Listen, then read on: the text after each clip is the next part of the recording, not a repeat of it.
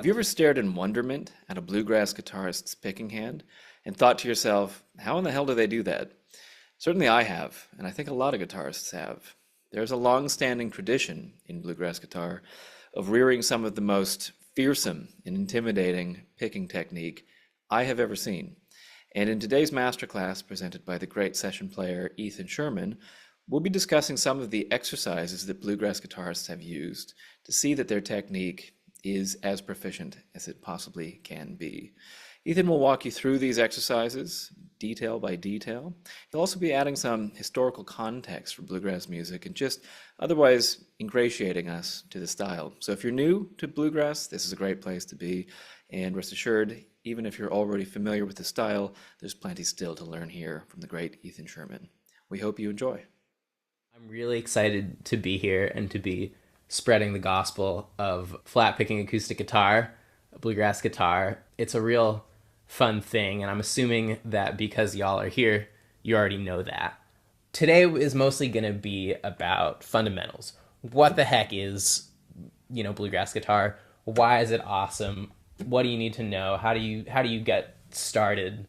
So first off, what is bluegrass guitar? What is flat picking guitar? I'm sure many of you have heard that term flat picking. Been like, okay, well, how is that different from, okay, yeah, it's different than finger picking, but what is flat picking? So when I hear the term flat pick, what that means to me is playing single note melodies on an acoustic guitar in, broadly country, folk, and bluegrass traditions with pretty much just a flat pick. Bluegrass. What is bluegrass? Broadly, it's a long, long tradition of American acoustic music that is sort of centered around the instrumentation of the five-piece string band. So that's going to be acoustic guitar, banjo, mandolin, fiddle, and upright bass. And that kind of came into being around the middle 1940s when Lester Flatt, the singer and guitar player, and Earl Scruggs, the banjo player, joined Bill Monroe, the mandolinist's band. And that was kind of when the term, when all the things we know to be fundamental and recognizable to bluegrass music came into being around 1945. Since then, since that time, it's expanded into a much bigger tent stylistically. To start out, it was songs and instrumentals. It was all, either very fast or very slow. The songs were coming out, they were traditional folk songs coming out of kind of the folk music of, Appalachia, British Isles, kind of the whole Scots Irish thing. And the instrumental music came out of that too. And so Bill Monroe, the mandolin player who kind of originated this music, he was hearing all of that music, the traditional music in Kentucky where he was from and all over Appalachia. He was hearing, blues, he was hearing jazz, and he kind of synthesized all that stuff into what became bluegrass. And when Lester Flatt and Earl Scruggs joined, that got even more dialed in because Earl Scruggs had a very particular way of picking the banjo with three fingers that pretty much defined modern banjo playing, as we know it today ever since then. History lesson since then, it's pretty much been blown totally wide open, especially now, almost 80 years later. Bluegrass music is such a big tent. There are, players and bands who, quote unquote, look like a bluegrass band. They have the same instrumentation, as that original bluegrass band. But, they play music informed by every other kind of music out there. So it's almost as much an aesthetic as it is a tradition. And each generation who has picked up the music has brought their own influences into the music.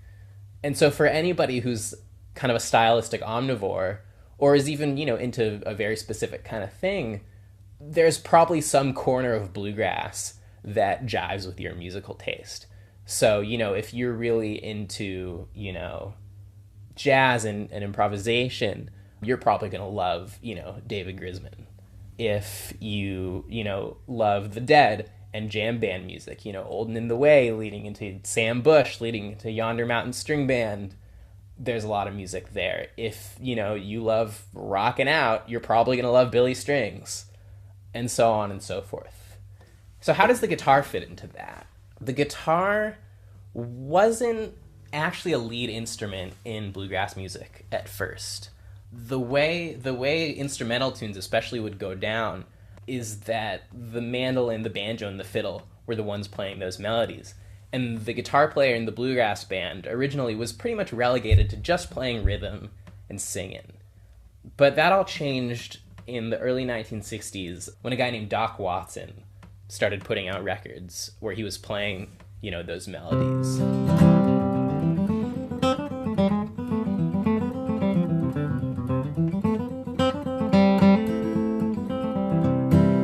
That's a little bit of Billy in the Low Ground. That was a tune that Doc Watson would play. So he was kind of the first person to do that, and that ignited this whole storm of people realizing, oh, you can, play the melodies to these Appalachian fiddle tunes on the guitar, and you can improvise with them and play with them, and the guitar can have as much of a lead role in this music, as any of the other instruments in the band. So Doc Watson is kind of the foundation. Other important players, names that, you'll probably hear me mention, and that if you start to dig into this music, you'll hear of a lot.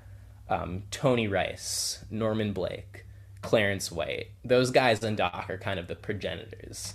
And then leading into, as time goes by, you get people like Russ Barenberg, David Greer, Scott Nygaard, Brian Sutton, Chris Eldridge. Probably the most visible younger players these days are Molly Tuttle and Billy Strings.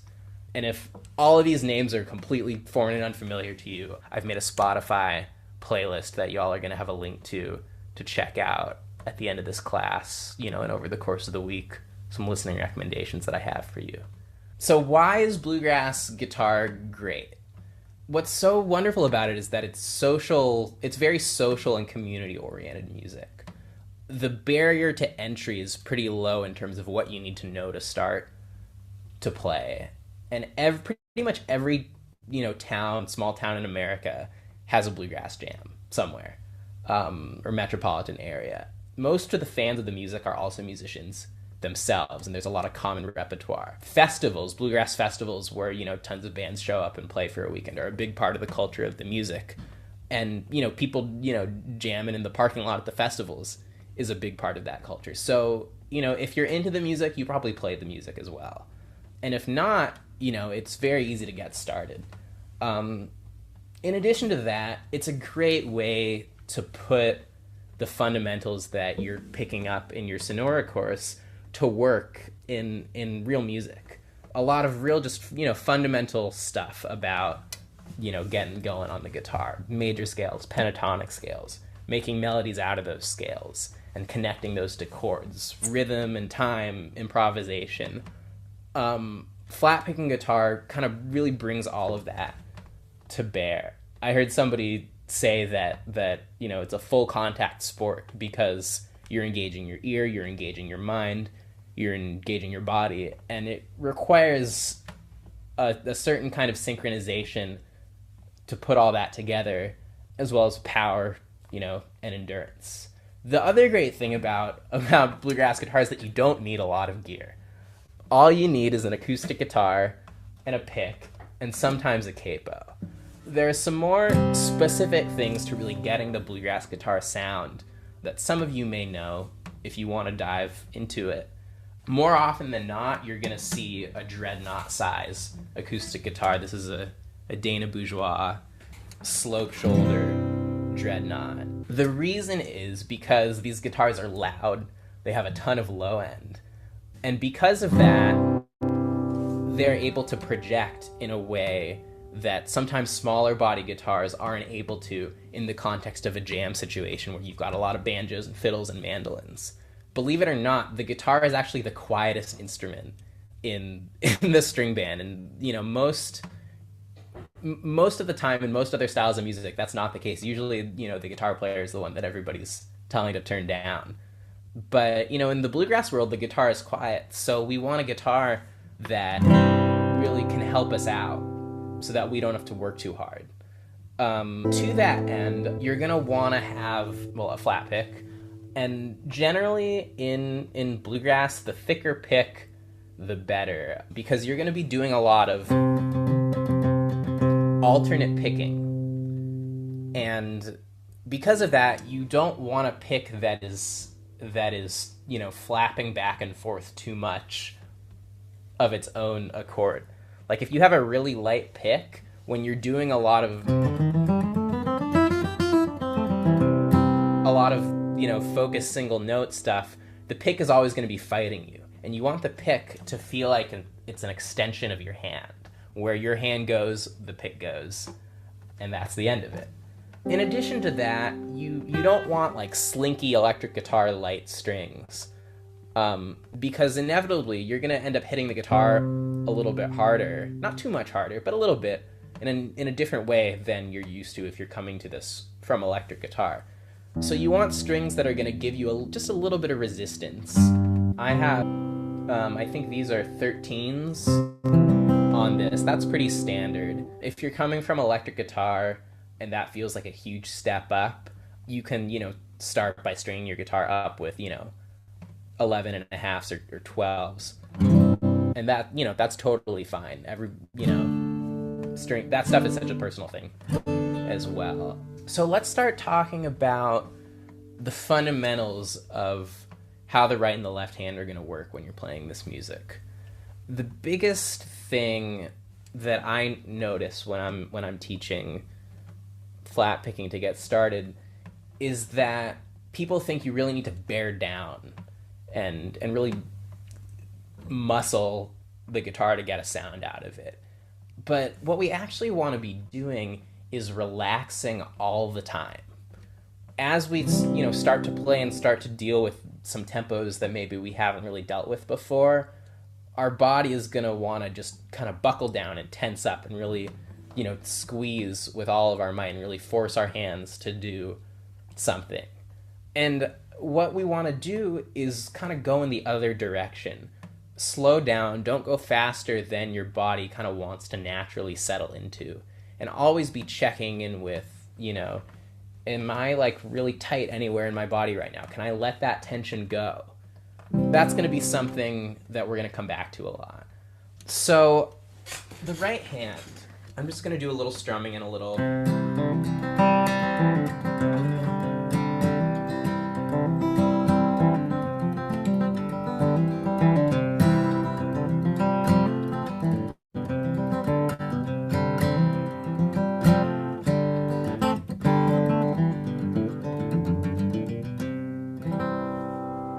So when we're strumming and picking with the right hand, I think the big... Oh, we lost focus there for a second.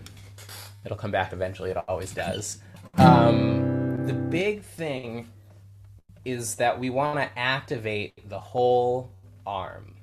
Oftentimes, when I see electric players who are coming to acoustic guitar like this for the first time, all the motion of the picking is concentrated right here in the wrist. And the rest of this is all locked up.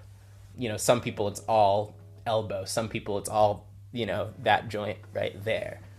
When you're playing acoustic guitar and flat picking, you want to be using a little bit of everything, because activating the entire mechanism of your right arm, from your shoulder blade all the way down to the tips of your fingers, that's enabling you to be efficient and get a lot of tone without having to work too hard. So you can see, my wrist is moving, but I'm also moving a little from my elbow. And there's a little, like if you put your hand like right here, you could feel, the top of my arm is moving from my shoulder.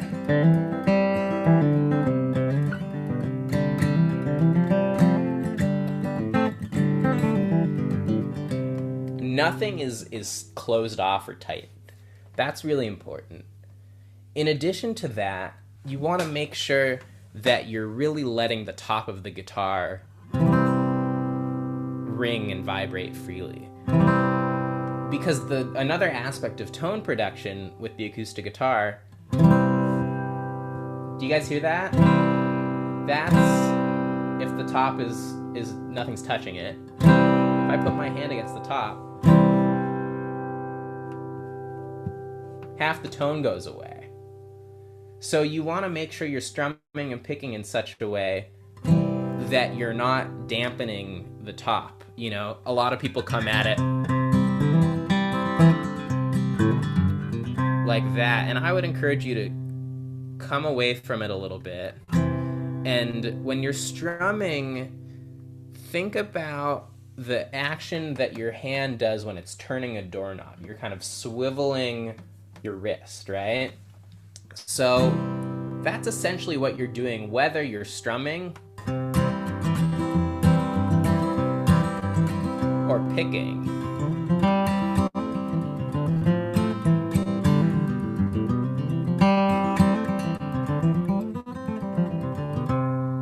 The physics of you know, just how a sound gets going on an acoustic guitar is that you hit the string, and the string being in contact with the bridge right here, that vibrates the top. And that vibration of the top sends all of that sound bouncing around inside the body of the guitar, and then it comes out.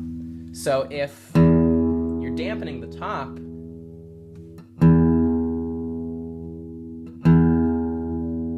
half that sound disappears. So we want to be oriented in such a way that we're never dampening the top of the guitar. Holding the pick. For, I think everybody, pick hold is a pretty personal thing. But the way I start is basically, you know, you hold out your hand as if you're about to shake hands with somebody. You put your pick basically on top of your forefinger, or, you know, you don't want it to fall over. But basically you put your pick in between your thumb and your forefinger. And that's kind of the end of it. If we get too in the weeds talking about, you know, how to hold the pick, this is the right way, this is the wrong way, that doesn't really take into account that all of our hands are built a little bit differently. So I can't tell you, no, don't hold your wrist like that, or da-da-da-da-da. But what I can tell you is that don't squeeze it really tight, but also don't let it fall out like I just did. The pick is going to move ever so slightly in your hand as you alternate pick. So you don't want to try and control it too much by squeezing it. That squeezing is also going to be something that tightens up your mechanism. Going back to that thing of we want to be as loose as possible within reason. That's a big part of it. And the pick is going to move through the string. So what I want you all to try now is just doing a little exercise on the G string, seeing if we can bring to bear everything that we just talked about. So I'm just doing down, down, up, down, down, up, down. Quarter note, 2/8 notes.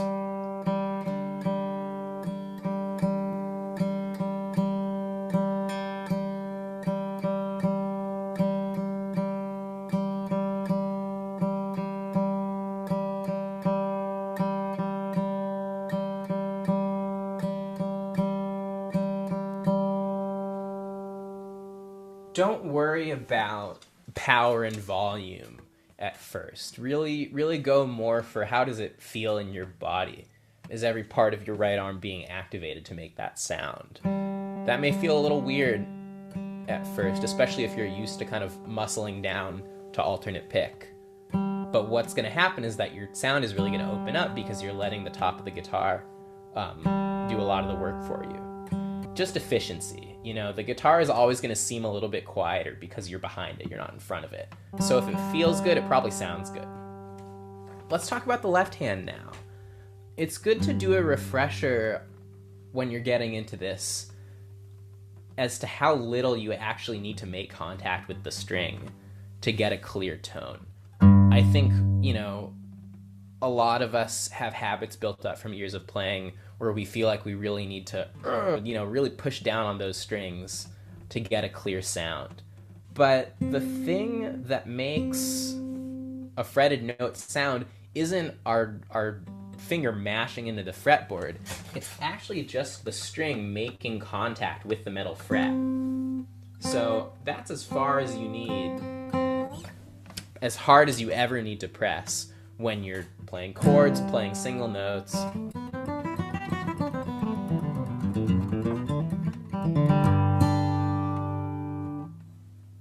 You know, because that's, the lighter you are, the more freely you'll be able to move. And a lot of this music, you know, the tempos get kind of fast. So building up good habits, if you can move lightly, you'll be able to move freely. And then playing at those faster tempos will come a little easier to you. In addition to that, I would recommend that you remember that your left thumb can be really easy and light. A lot of the times, folks who are used to playing cowboy chords, as they're called sometimes, you know, these open chord shapes that we all probably know very well at this point, find that there's a lot of squeezing happening with the thumb.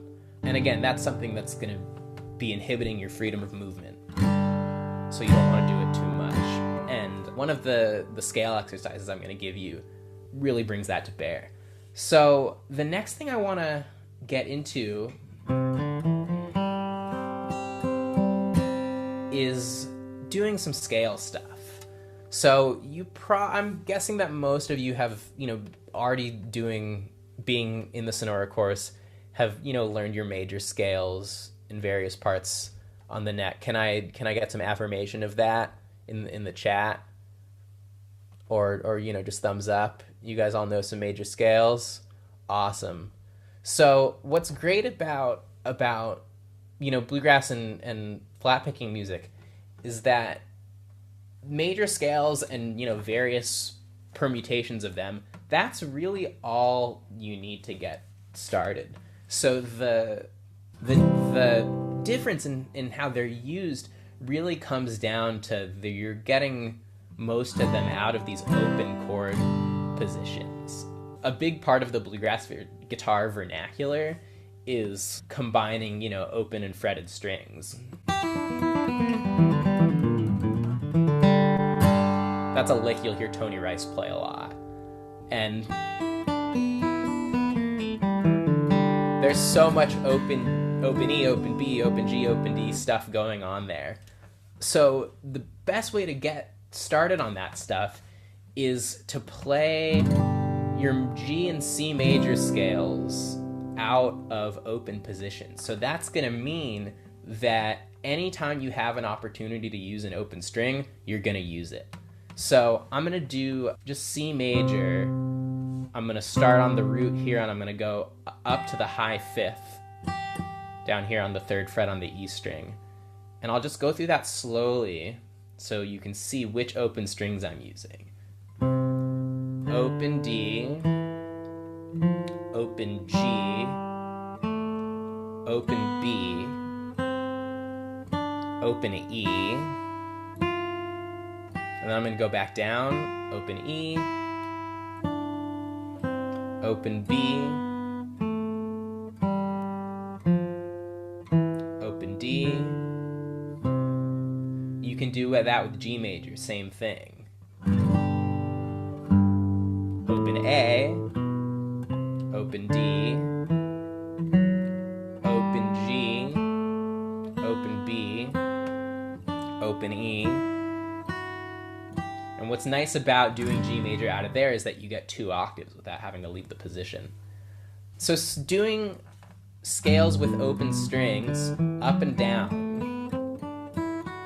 alternate picking to a metronome, that's going to go a long way. So let me just open up my metronome here. I'm just going to put it at like 80 beats per minute and just do 8th notes.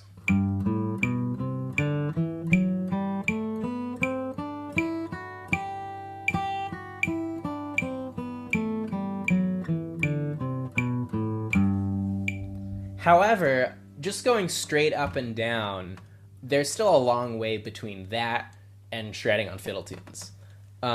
So to start getting there, what I want to do is play the scale in fragments, put some rest in between the notes. I want to take some notes out, and I want to actually do some alternate picking on one note of the scale at a time. So here's some different ways we could do that. I want to try doing groups of 3 notes, but I'm going to rest in between. I'm going to rest for 1 beat in between each group.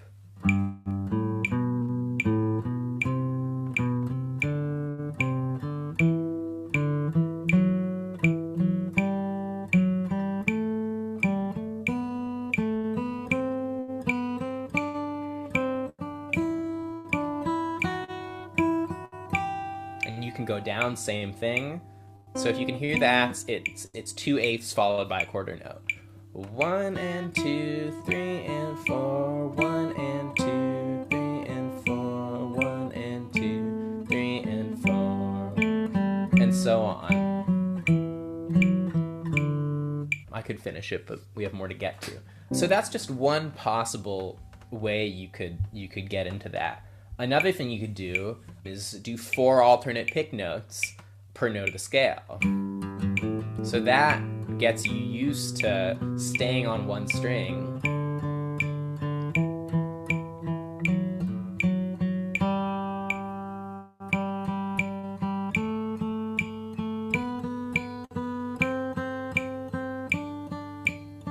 Maybe double up the tempo.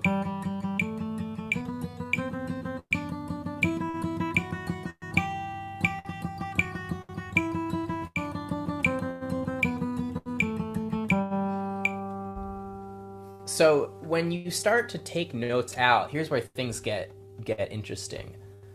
If we take out the 7th note of the scale, 1, 2, 3, 4, 5, 6, 7, that leaves us with 6 notes. 1, 2, 3, 4, 5, 6, and then we're back where we started. So what's nice about doing that is that you get the root at the downbeat of a measure.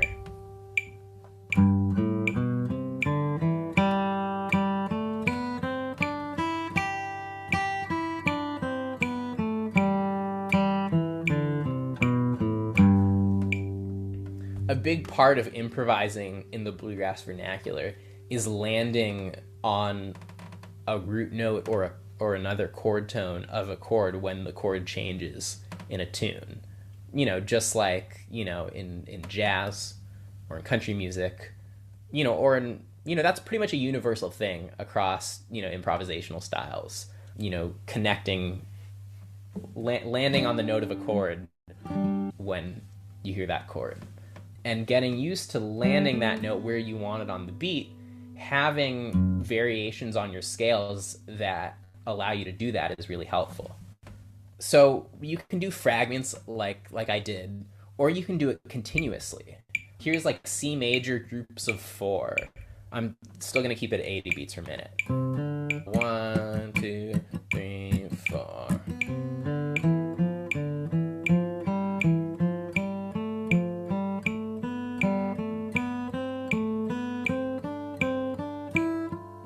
Go down.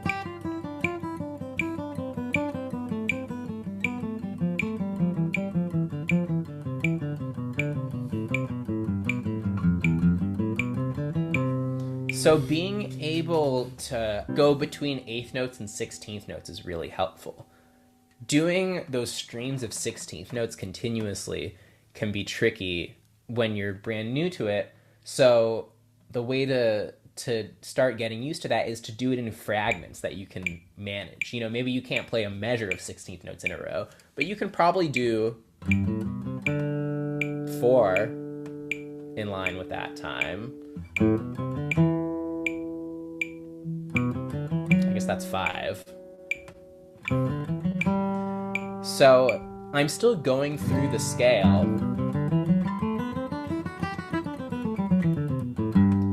but as I go through it, I'm just starting that fragment on the next note. So I started on the 1 there, 1, 2, 3, 4, 5.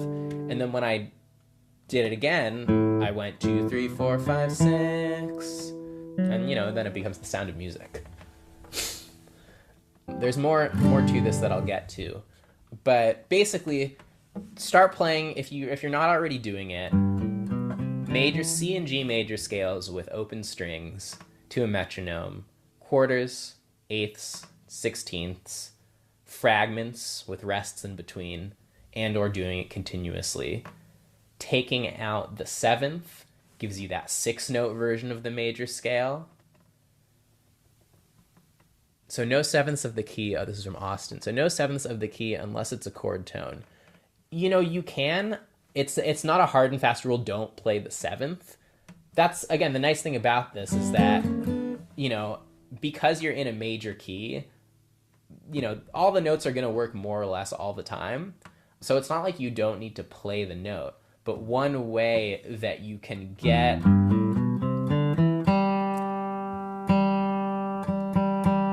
that root note to land on a downbeat if you're playing a scalar phrase is to take out the seventh. Versus, because when I do it like that, 1, 2, 3, 4, 5, 6, 7, 8, my root landed on an upstroke, right? So if I take out the seventh, my root note lands on a downstroke, which means it lands on a downbeat. That fundamental principle of alternate picking, that, you know, it's kind of locked in with the rhythm of the eighth note subdivision in a measure. 1 and 2 and 3 and 4 and. Even if you're not playing all of those all the time, I feel like my right hand is always an engine that's feeling that one way or another. It's sort of like you outsource the thinking of the time to your right hand, and, you know, you start to feel the time in your hand.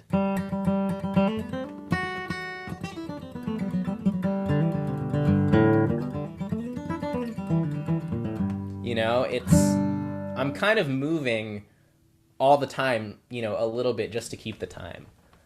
And coming back to, you know, tension and relaxation, never in a way where I'm tightening up, because you always want to be aiming for that loose wrist swivel. So let's quickly jump into kind of the basics of bluegrass rhythm. So something I want to show you guys, this is sort of a bluegrass version of the open G chord. You've probably all seen that before, and maybe you've even seen that before, where your third finger is fretting the third fret of the B string.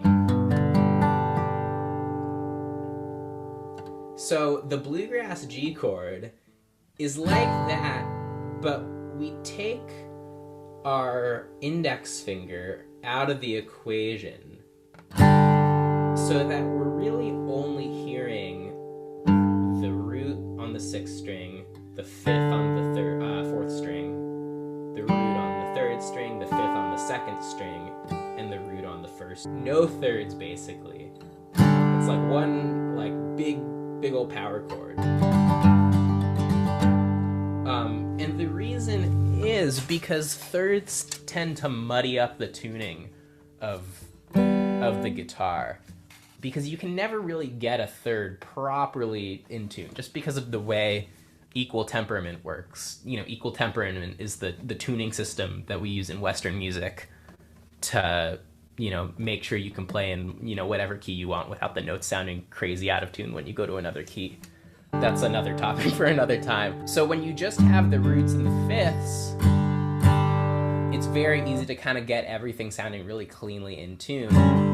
And that allows the other people in the band to kind of deal with playing thirds.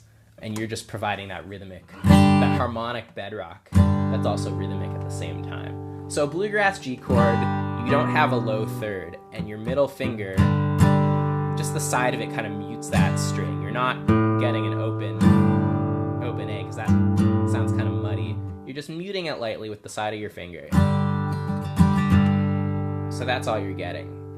The sound of the chord voicing, the order of the notes, is a really big part of the aesthetic of the music. Being comfortable in those open G and C shapes and moving between them in the order of the notes like that is really integral to the smoothness and kind of brushiness of bluegrass rhythm. So a lot of the time you'll see people using the capo a lot to play in other keys, so that they use those same, G or C position chords, but still get that really smooth, brushy sound. Like playing a B chord like this. Like that sounds like bluegrass to me in a way that if I played a B chord out of open position, it doesn't quite have the same heft, And you can't brush against the top strings and get the voicing the same way. So that's the point of the capo. Let's talk about strumming patterns. The kind of backbone, the core of strumming bluegrass guitar is what's colloquially known as the boom check. So boom check, boom check. The bass note is on 1 and 3. And the chuck, the strum, which is, I think of it more of a brush, like somebody sweeping a broom almost across the 4 strings. Remember that wrist swivel we were talking about?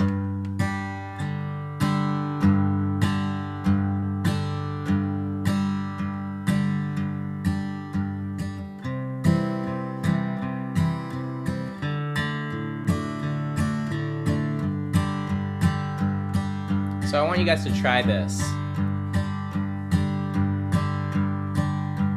So what can be a challenge sometimes is keeping that wrist swivel going, keeping a steady tempo,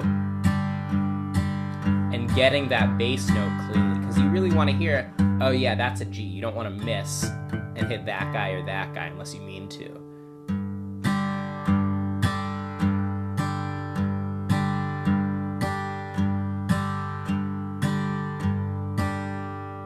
So that's the boom check. Like if I, just play through some chords.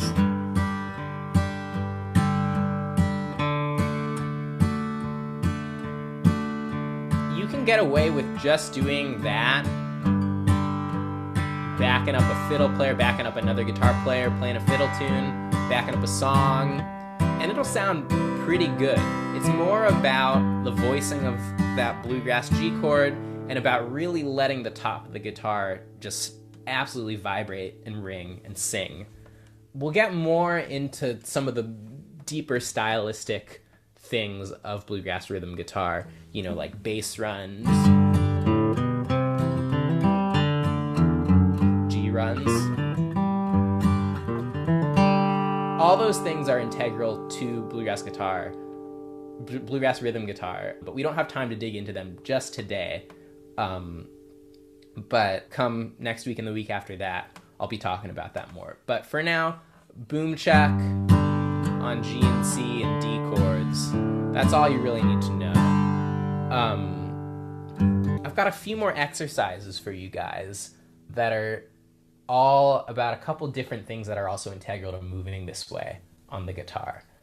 The first thing is we want to be able to move between single notes and rhythm smoothly. So remember all those scale fragments I was showing you guys?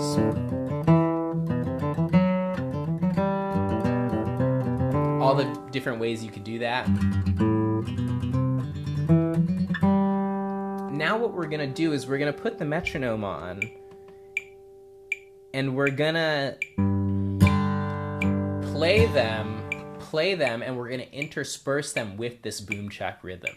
And our aim here is going to try and have our hands be moving the same no matter whether we're strumming a chord or we're picking a single note. So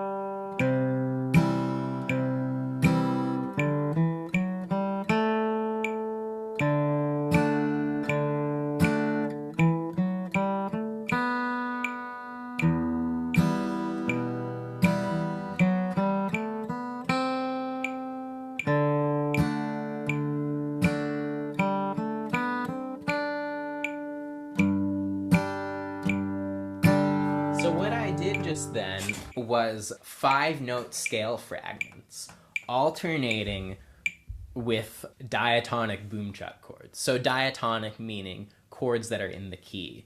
So like when I start on the 1, I start strumming a 1 chord when I'm done. When I start on the 2nd note of the scale, I strum a 2 chord. In this key, it's A minor. The only substitutions in this exercise... Oh, I'm just seeing that question from Glenn. When playing a D chord, does it make sense to use the open D and the open A when doing the boom chuck? Yeah, that's okay. I would start with the D to establish the sound that it's a D chord, and then you can alternate. We'll be getting more into that next week. But the answer to your question is yes. So G,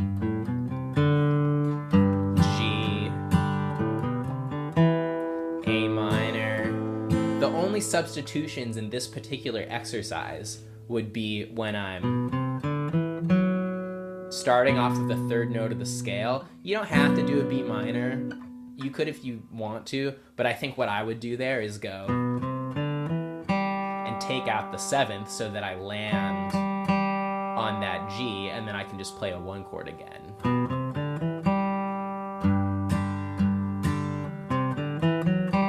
4 chord is cool.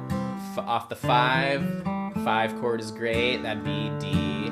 Off the 6, you could do an E minor. And then off the 7, if you wanna get it in there, you could do a D chord, because the 7th note of the scale is also the 3rd note of the 5 chord. 1, so that's 5. D, 1, 2, 3. That's the 3rd of D and the 7th of G. So you can play a D chord on it, and it's gonna fit because it's in the D chord.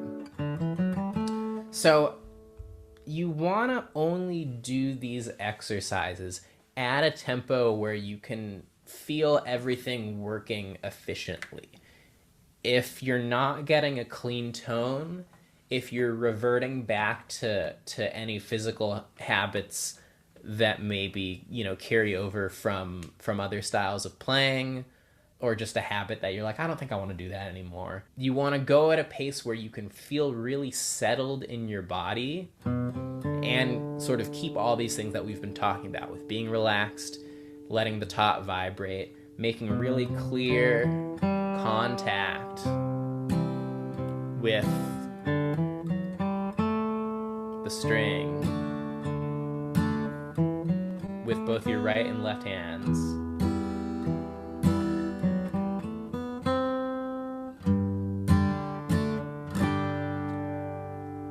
Does that make sense? Can I get a thumbs up if you're getting something here? Awesome, great. Another big part of bluegrass guitar is hammer-ons and pull-offs in the left hand. It's a common misconception that bluegrass guitar players are picking every note, and that's why it sounds so clean and smooth.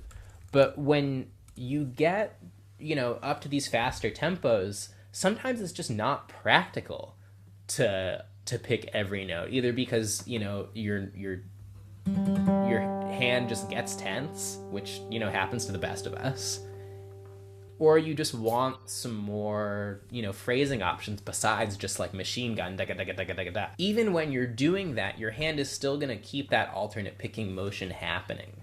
So I believe you guys have all been sent some sound slice links, so you can look at these and work on them after the class as well. I'm just going to demonstrate them quickly. So this is a hammer-on and pull-off exercise in the key of G. I'll go through it now. This is at 80 beats per minute. I'll play it once and then I'll talk about it a little bit. So like 1, 2, 3, 4.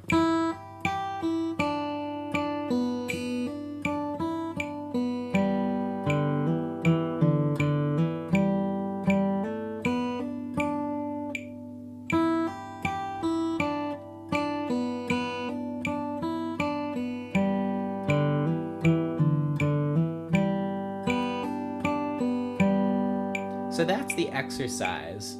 So I'm gonna just go through that a little bit phrase by phrase. Sorry. So I'm hammering onto the 3rd fret of the E string, picking that as a downstroke because that first note is on a downbeat. That hammer on takes care of what would have been an up pick. Then I do the same thing in reverse, but I pull it off. And then I hit the 3rd fret on the 3rd string. Bye, Adam. Thanks for being here.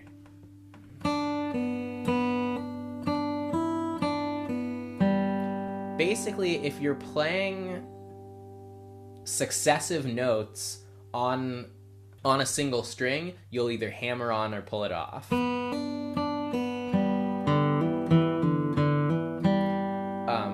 And if you're crossing strings, you'll alternate pick. So like in the 2nd bar, you go hammer, and then you go 3rd fret on the B string, down pick, open E string, up pick to finish. But if you want to work on these, and really, really learn them, those are there for you. So getting used to these couple exercises will get your hammer-ons and pull-offs feeling as strong and as clear as a picked note. That's really the goal with hammer-ons and pull-offs. They're gonna, take the place of a picked note, so you want them to have as much power and as much commitment as a picked note would. So there's one in G and there's one in C. I'll play the one in C real quick.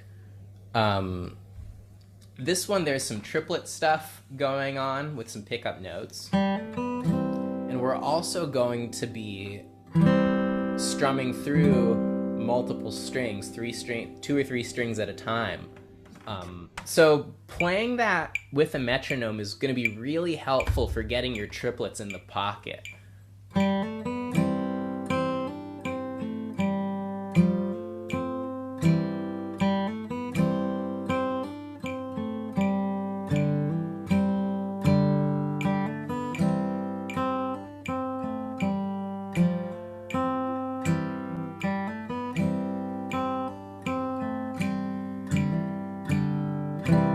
So you can see that my right hand is moving the same way as it was when I was doing the boom chuck. Integrating these 3-string brushes into the single note lines will help you kind of get used to centering your pick a little more on a specific set of strings, but not focusing in too deeply, keeping that wrist swivel going. I know we're running a little over, so I appreciate you guys sticking with me. There's one more exercise that I'll just demonstrate really quickly. This is major scales, but essentially on a single string and in 2 or 3 finger positions. This is really helpful for learning how to move up and down the neck while keeping your left thumb really easy and relaxed. Earlier I was talking about the importance of the easiness of the thumb. So I'll show you what I mean. This is basically what I'm doing there.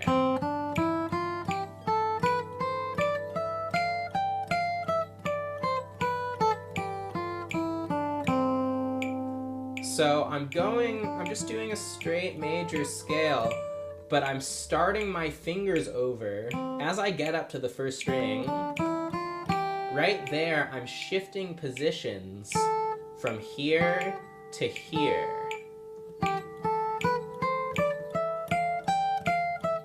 This is something you're gonna want to do slowly, so you can really dial in that moment when you shift from here to here, because you don't want to hear your fingers kind of moving too much on the strings, and you don't want to muscle down or cramp up. So going really slowly so that you feel yourself kind of leave the neck but stay close. It goes a long way to to getting kind of a continuous flow of notes. Exactly, that is where the fourth string forms come in handy. So I would really encourage all of you to experiment with all of this.